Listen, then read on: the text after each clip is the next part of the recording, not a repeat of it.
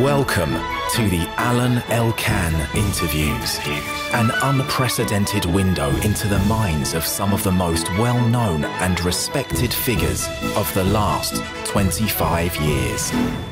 Georg Baselitz is inaugurating at the Thaddaeus Ropac Gallery in Salzburg his new show, Freitag war es schön.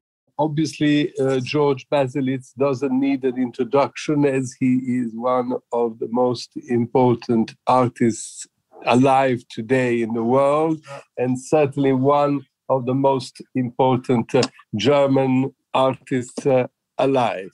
Now, can you please tell me, Georg, what does it mean, Freitag war es schön? Why this title and what kind of exhibition you have at the Ropac Gallery in Salzburg? Ich mache Spiele mit Titeln seit vielen Jahren. Und diese So Baselitz is kind of playing around with titles since many years. It's part of its oeuvre. Freitag war es schön is the title of the exhibition over here in Salzburg. And most of the paintings you can see in Salzburg have similar titles. They're inspired by Fontana. So he says he is on the mind of thinking of Fontana, and on the other hand, Emilio Vedova was his friend. So he always is in between those two, and he has to protect Vedova towards Fontana. Emilio Vedova was a personal friend of Baselitz, and they worked together, and sadly, Vedova is now dead and buried in the Cimitero di San Michele in Venice. How come you were such a good friend of Vedova? Also Freundschaft mit Vedova kann man eigentlich nicht haben. Baselitz says it's impossible to be a good friend with Vedova because he was very eccentric, very complicated, and he can't really explain why he was such a good friend with him. He thinks maybe it was because they had a similar physiognomy. They were both were tall and had a big beard. So maybe this was the link. Nowadays, Baselitz doesn't have a beard anymore because he's very properly shaved. But he has told in an interview with Norman Rosenthal that he's shaving to keep himself in perfect order and looking younger because he is vain. Isn't that true? Das stimmt, aber es gibt noch einen anderen Grund. Ich esse immer Spaghetti. That's totally correct, but there's another reason. The reason is Baselitz likes to eat spaghetti, but eating spaghetti with a big beard is a problem. And this is what he saw when he met Vedova. He always had the spaghetti in his beard. He's not sure, but he thinks there is a title with a Vedova painting that says, "Who is the man with the spaghetti in his beard?" Looking at the new show at Thaddaeus Ropac Gallery in Salzburg, we can find that the work of Baselitz is very colorful. There is a lot of color in some of his late works. And somebody says that somehow this new tendency of strong colors is like kind of an homage to Roy Lichtenstein. I don't know if this is true, and how come such a different artist like Lichtenstein would be of great interest for Georg Baselitz? Also es ist ein Prozess, der schwierig ist. It's difficult to explain this process. Until the age of maybe 60, Baselitz thought that to protect what you're doing, you have to discriminate all the others or kind of defeat all other artists to protect whatever you do by yourself. Artists just had to fight against them. And that's what he did. But since about 20 or 30 years, he has a different opinion about this. Baselitz thinks his paintings became so singular, so typical for him and his way of painting that he can have those ideas of Fontana and Lichtenstein and all the others within his work. So Baselitz did a similar thing, inspired by Eastern Asian art. In this case, it's simply that they are anonymous because you don't know the artists, but still they are inspired by Asian art. So now you have the inspiration by European artists or Western world artists. Baselitz was a great admirer a long time ago of the work of Jackson Pollock. And then he was interested in artists like Clifford Steele or Tracy Heming. And I also think he was interested in the work of Auerbach that he defined. I mean, Auerbach was the maestro of the London School, but Baselitz considers the London School German paintings. Why all these artists? Jackson Pollock, Clifford Steele, Tracy Emin. Alles zu seiner Zeit. 1958. Everything at its time. It was 1958. Baselitz was 20 years old when he saw the big retrospective of Pollock in Berlin, which was at the art school, and the big exhibition of American expressionist artists.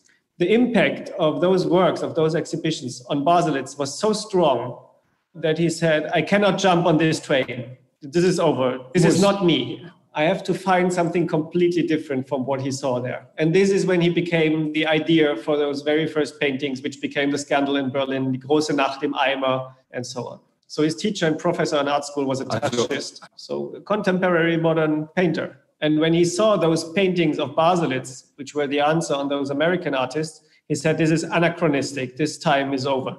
So the result of this comment was for Baselitz that he kept his position, that he went on doing what he did, keeping this anachronistic gesture. What about what I said about the London School of Auerbach? Because Auerbach and Freud were also painters like Baselitz. I mean, they were not abstract artists, but they kept on being painters. And he says that they are German painters, even if they were in London. Mein und unser Auftritt in den 80er. Baselitz knew the London School, and at the beginning, the London School for him was old-fashioned. For him, this was kind of the backwards view, and he himself and his colleagues, they followed the idea of going forward, of going into the future. So this was the first impression that Baselitz had from the London School. He actually knew Freud, and they also had kind of a fight because they had the same gallery in London, and Freud didn't like it at all that Baselitz had an exhibition at the same gallery. This was in the 80s when Baselitz had the first exhibitions over there. So Baselitz knew them. They didn't like each other, and Baselitz didn't like them as well because he thought it's backwards and it's old-fashioned. So he kind of started at a certain point to explain to himself why those artists from the London School, who he considered as extremely conservative, even more than conservative, why they had this outsider position. So he has its explanation for this. Baselitz books from the German author Willi Sebald, and he came to the idea that Freud and others from the London School, they had a gap, what Baselitz calls a gap in their education, which was when they had to flee from Germany, when they had to leave Germany because of the Holocaust. They went to London, and at a certain point, they started to go back into their history. There was a gap of education from about 20 years when they were small, when they had to leave their home, when they had to leave Germany, like a crack in their biography. And the idea is they just started again at the point when they left their childhood in Germany, and they started to paint what they knew from home. But instead, one of Baselitz's statements is that, you know, when he saw the big paintings by Jackson Pollock, you know, with big canvases, Germany was very poor and artists didn't have the money to do this because in Germany after the war, he says the big thing was how to get out of our mess. This is what moved Baselitz. And plus, he has a very specifically German experience that he was born and grew up in the first years of his life under the Nazi regime.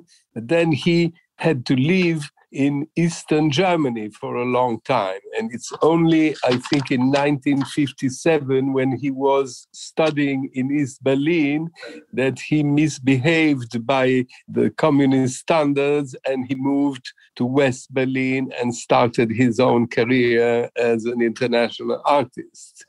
So himself, he had to go through this other difficult time, right? And then only later, Germany was united in one. Maybe to paraphrase this is the difference, what he says, between the London School and him. This is the gap, what Baselitz talks about. Experienced at this time, they did not experience this, right? Vergiss nicht, dass ja wie in Amerika. At the same time, to the London School, what they did and what Baselitz did, at that time, there was something like contemporary art. It was a fight between those and him. And it was the question, who will win? Who is the fastest? Who is the best? Baselitz, in the latest years, as you said, he changed, first of all, for his first paintings, let's say, at a certain point, he has a complete innovation and is very well known also for that because he decides to remain a painter, but he puts his paintings upside down, right? And he has this specific signature since then, right? I think it was in the late 60s that he did that. After his experience in Florence, in 1965, where he was for the first time in contact with a very important art current, which are the Manieristi. I think of Pontorno and Medardo Rosso and all that, who became a great inspiration for his work. So one way he was inspired by the Italian Manieristi, and then after a while he decided to invert his paintings as a signature. Das war ganz unabhängig. Meine Art war, mich ständig zu... It was totally independent. The upside-down painting had nothing to do with the Manierists. Part of his personality was always to inform himself. He always wanted to gather information. So when he was a young student, he found a book about the Manierists, which was the only one at this time. And this is what he read. And after this, he went to Florence. That's where he became the sponsorship to go to Florence. And he wanted to find the original sources from this book. This is how he found the Manierists. And the other point was that he suddenly realized that he is, let's say it simple, that he is not an idiot, what he thought about himself before. And he said he can reflect his own position and he's becoming an intellectual. And the result was that he even went far away from what was called contemporary art. He went backwards and further backwards. In his paintings, he underlined at a certain point human details, human physical parts, like the nose, like the foot, and he made them very, very big. And he had this idea of underlining these particulars of the human body, right? Especially the nose and the feet. Jetzt kann man sehen, dass ich Füße und Hände seit... Today you can see that Baselitz painted feet and hands since 1963, continuously. The methods which he used to do those paintings are completely different. The reason why he has this strange tendency to feet and hand, or addiction to hands and feet and noses, he tried to find a solution for this. He thinks it's a problem of religion. It's his education and the problem that he feels extremely uncomfortable in church, in the Christian religion. It's a psychological, unpleasant feeling of fear. Also, his uncle was a priest. Why the nose and why the feet? What do they have to do with religion? We come there, we will come there. Also mein Onkel, der Pfarrer war, hat mir sehr geholfen. His uncle helped him a lot. The fear remained. And then he set up his own theory. It's based on the Romantic, and it's based on the idea, I paraphrase it a little bit, it's based on the idea that the people living northern of the Alps do not usually believe in angels. They have a different religion. People living in Northern Europe are basically, historically seen, no Christians. They have different religious traditions. The theory is getting close to a period of time which is a little bit difficult in Germany. Baselitz believes more in trolls, elves, and gnomes than in angels. Well, what about the nose and the feet? Die Füße und die Nase. Die Füße sind der Feet are the contact with the ground. They are manipulated on reception, but from the earth. The receptor towards God is missing. It's all towards the earth. That's where the gnomes and the elves come from. So now the nose. The nose is an invention in the portrait painting. In most portraits, Baselitz knows the nose is approximately in the center of the painting. And in the nose, there's a lot of expression in the nose usually.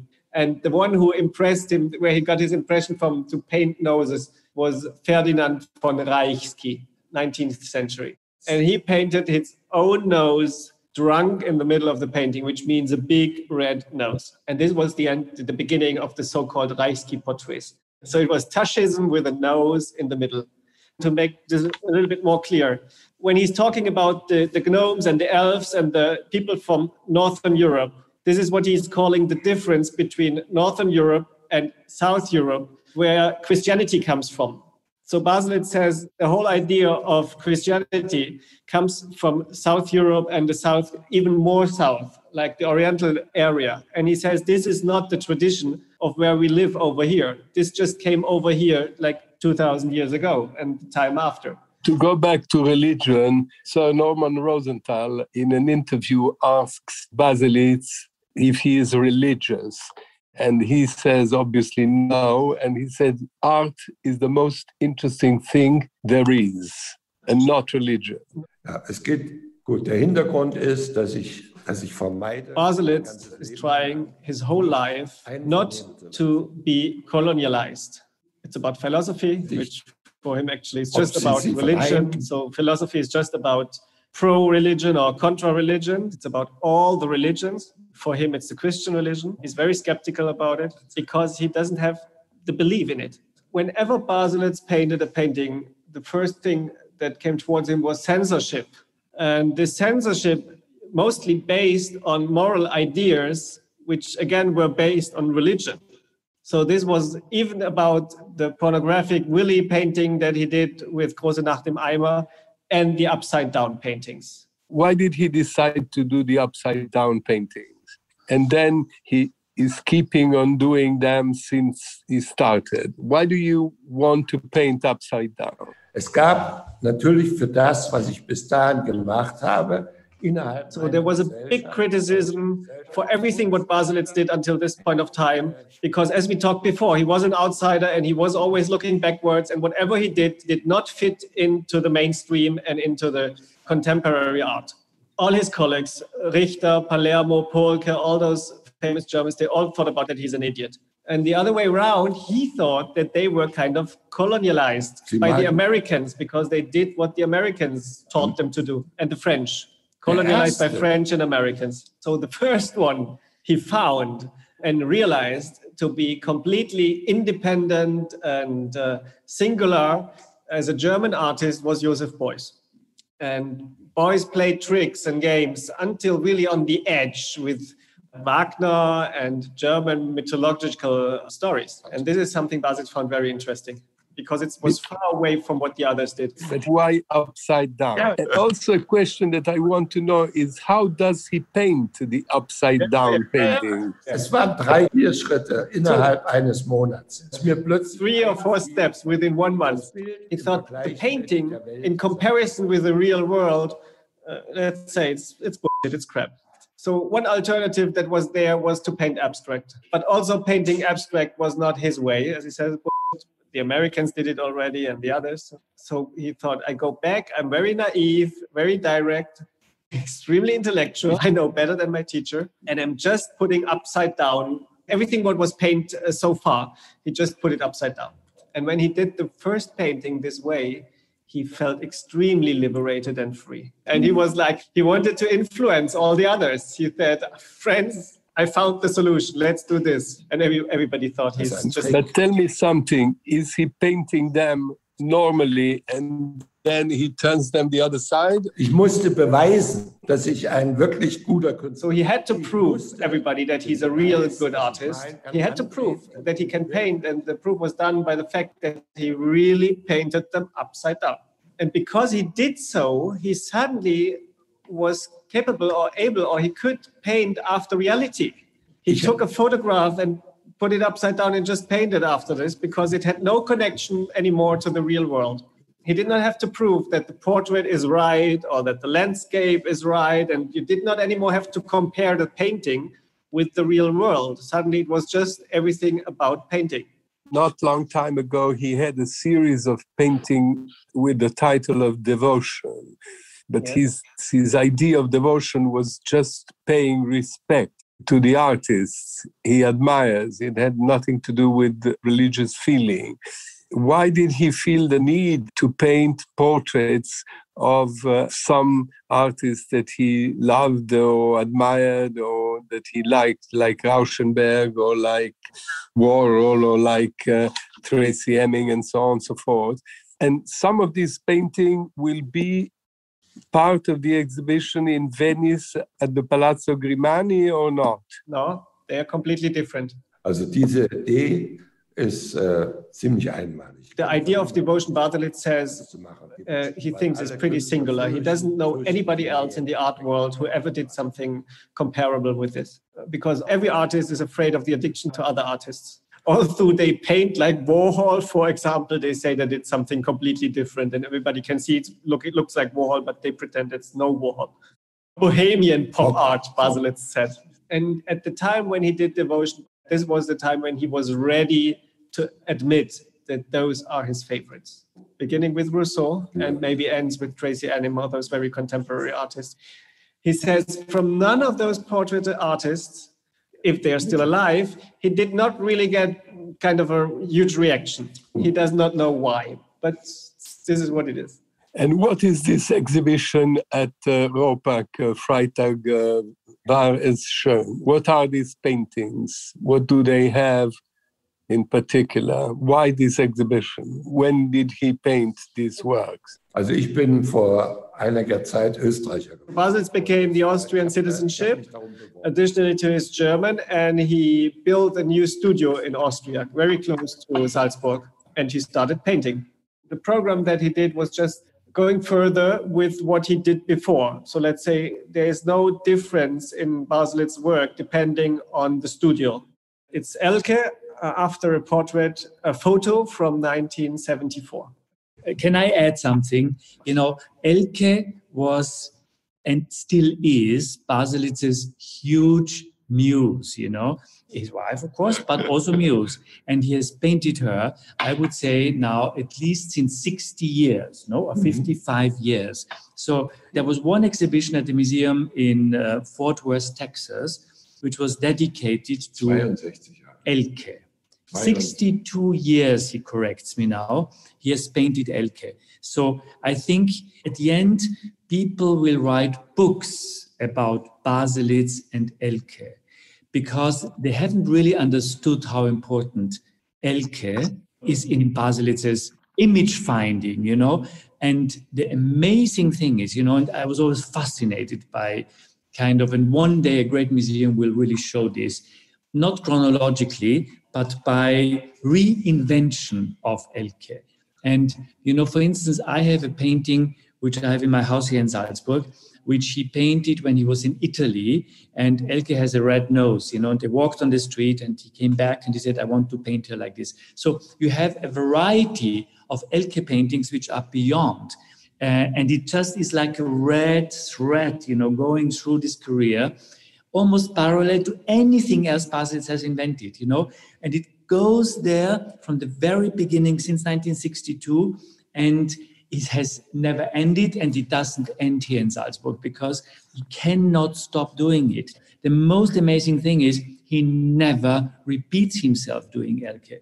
And this is one of the geniuses in Baselitz's work, where you see one image, you know, you find an image, you reinvent the image again and again over 60 years, and you never need to go back to something you have already done before. And, you know, and this is astonishing about this show here in Salzburg, you know. And how many paintings? 18 paintings. 18, 1-8, yeah, only, and this is finished. And in different times? No, he did it in one go in his studio in Salzburg. It was the beginning of his studio. They're the first Salzburg paintings. So for me, this is very emotional because, you know, at the end, it's like this incredible new place here, Salzburg, a new inspiration. And he just continues doing these incredible portraits of Elke. And the next step, and it's important for you also, Alain, is that also when you go to the Grimani, there will be Elke. And then you cross over to the Vedova Foundation, and there will be Elke. So in a way, between Salzburg, Grimani, and Vedova, you will see Baselitz doing and reinventing Elke within the last 2.5 years. And all three exhibitions are totally different. books will be written about it. Georg, this time of your life, you dedicate 3 different exhibitions to Elke, your lifetime muse and wife. And now you're showing in Salzburg with Thaddaeus. Then there will be a big exhibition in Pallazzo Grimani in Venice that is organized by Mario Codognato. And then you will have also another show in the Vedova Foundation. And do you agree with Thaddaeus Ropac that your Elkes are always different? Yeah. Done. Absolutely. The method, how they are done, is completely different every time. Baselitz is not our Bach. Can we say that it's also an act of love, or it isn't? Der Liebe, nein, der Nähe. Ich habe immer vermieden. So Baselitz actually is always looking to the inside, like the inside of his life and his brain and what's going on up there. He was not like kind of the artist going outside in a landscape and finding a motive. Whatever was on his brain was where he grew up, what he saw when he was a child, and what he has around him, but what's on his mind. So it's the landscape from his childhood, it's his wife from his early days, and it's the still life that he had in his mind from the very early time. So he kind of, what he calls is in a hermetic world. It's closed shop in his brain, and that's where his inspiration comes from, and Elke is part of this. His first experience in Italy, and then for a while later he stayed in Florence. He has a house in Peria. It's one of his 4 houses. So he has a special link with Italy, but in particular with Venice, right? Where, for instance, in the last Biennale of 2008, I think, he had a major exhibition at the Accademia, which is the National Museum of Arts in Venice. And now he is doing the Palazzo Grimani, and he also does an exhibition for the Vedova Foundation. What is his special link to Venice? Before I translate this answer, because you mentioned Italy, just to show you what Baselitz wanted to say before. For example, when Baselitz went for the first time to Italy, when he was a young student, he did not start painting the landscape in Italy. He actually sent a letter to his brother to send him a picture of the apple tree from the village where he grew up. So this is what he wanted to paint when he was the first time in Italy. Venedig 1980 war, würde man sagen, eine Katastrophe. The Biennale in 1980, Baselitz says, was a catastrophe. Anselm Kiefer and him and Baselitz together had the German pavilion. Anselm Kiefer was a student of boys, and Baselitz not at all. At that time, Baselitz said that he was interested in boys, but actually he's a big enemy up till today, right? So at that time, there was a press conference. Joseph Beuys, the big star at that time, everybody was listening to what he said.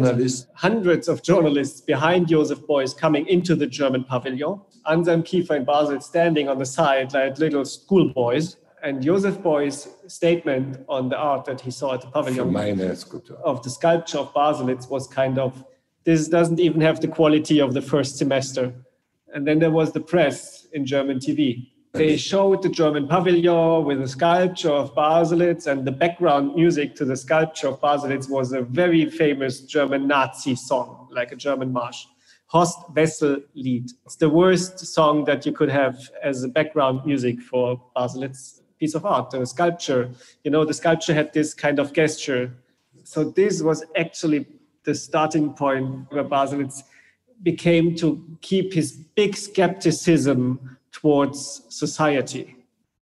One has to understand, Baselitz had this sculpture in the German pavilion which had a gesture with a hand, with an arm in the air. And the German interpretation of this sculpture was that it's a Nazi salute, which was totally not true. It was impressed by an African Lobi figure. But the reception in Germany was kind of that Baselitz and Anselm Kiefer did a Nazi sculpture and a Nazi artwork in the German pavilion, which additionally was built by the Nazis, has this Nazi architecture. So this was the German reception of Baselitz's first appearance on the Venice Biennale. And this is how it became for him. At this time, for the German press, it was a disaster. he says, although he was living there that long time, you can see that in Italy, you can still find pictures of Mussolini and all those stuff from the past. In Germany, you would never ever see something like this. That's something Baselitz looked at very carefully and closely. He thinks that Germans never really reflect their history. They pushed it away, and he says they actually, in their deep souls and hearts, they kept the fascistic idea. So when there was the crisis in Greek, you saw those illustrations of Merkel with the Hitler beard. So he said this was kind of what he thinks about German society and politics still today. This is the reason why he wanted to become Austrian in 2012. This is part of the thing, yes, exactly. But maybe he was wrong. So he said that it was an idea to escape, yes. Why he became Austrian and not Swiss, as he has a house in Basel, and not Italian, as he has a house in Imperia. In Basel ist mir nicht gelungen. He didn't succeed to find a good studio in Basel. And what about Imperia in Italy, where he has a house? Imperia, that's fantastic. It's all fantastic. So it was kind of, nobody's interested in him and what he's doing there. They call him maestro and everything is fine. You asked about the importance of Venice and Italy. So the story went on. There was the Biennale and there was this bad reception in Germany.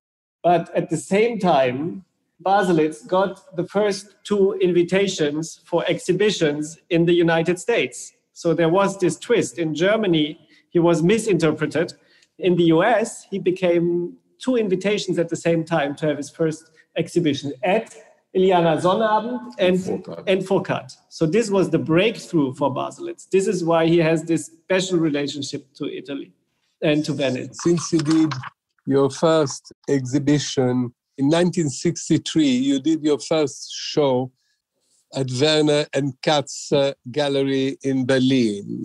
This was almost 60 years ago, right?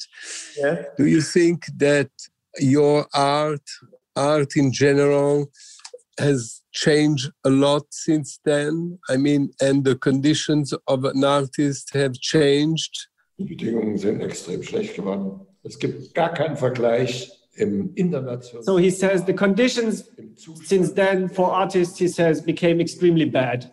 He says the situation in Germany for him is disastrous. So what he can see in Germany, in German museums, is that the situation for artists became very bad. No money, no visitors, low interest in contemporary art and art in overall in Germany, if you compare it to other countries. Germany is a country that has forbidden works of art of some artists during the Nazi regime, right? And the German Expressionism, that was the name of this movement, was forbidden in the Nazi regime. And somehow Baselitz wanted to avenge this in his work, right? I mean, I have this feeling that at the beginning, it was a bit like that. And then just ask him if he still has this avenging feeling and this feeling of this strong reaction vis-a-vis Germany. And another thing is, why did he change his name of Hans-Georg Kern in the name of Baselitz, which is the name of his origin place, of his birthplace? The stronger impact on Baselitz's work was not the Nazi art and the fact that the Nazis forbid the Expressionists. The stronger impact was actually the one that he felt by himself in his own biography. It was the communist art and the way how the communists dealt with the socialist realism and the fact that everything else was not allowed under the communist regime. So this actually was the stronger impact on his work. He feels somehow that in Salzburg he is in exile from his own country. Nicht so sehr wie in Italien. Not as much and as strong as in Italy, because in Austria he can read the newspapers. He probably read, being in Salzburg, a very impressive book, the autobiography of Stefan Zweig, where he describes what happened in Salzburg to him. Nein, noch viel schlimmer. Ich bin in einen Ort. Baselitz says even worse. So Baselitz moved to a place here in Austria It's close to Salzburg. Schönberg used to live there. He had a kind of a hideaway, a holiday place there, and he was rejected. And the newspapers already in the 1920s wrote articles that this little village where Baselitz has his place now should be Judenfrei. It's important. We do not want to have the name of the village in the newspaper. That's why I'm calling it the village close to Salzburg. But Baselitz moved to this village, and after he moved there, he became this book about the history of this village, and he found out that within this village, they were already extremely anti-Semitic in the 1920s. This is a long story, and I want to finish it asking Baselitz if this long period of coronavirus pandemia has been a period of work and inspiration for him or not. Baselitz hates the time. He thinks it's crazy. He doesn't like what he calls a dictatorship. He doesn't like if politicians tell him what to do and what not to do. And he worked like crazy, more than ever before. He hates the politician, but he's not a negationist. It's the mindset that he always had. He was always against. Is always in opposition. That he's not in opposition of the fact that even if we have coronavirus, he's somehow lucky because he's able to have a great exhibition in Salzburg now, and then in Venice in the coming months, and eventually in America after that. What you just mentioned is what you see what he's doing. Even though there is this bad situation, he's pushing forward. As I am Italian myself, I say congratulazioni maestro. I say thank you to you and to Thaddaeus and to this very nice gentleman who has performed a wonderful job in translation. Alain Elkann interviews.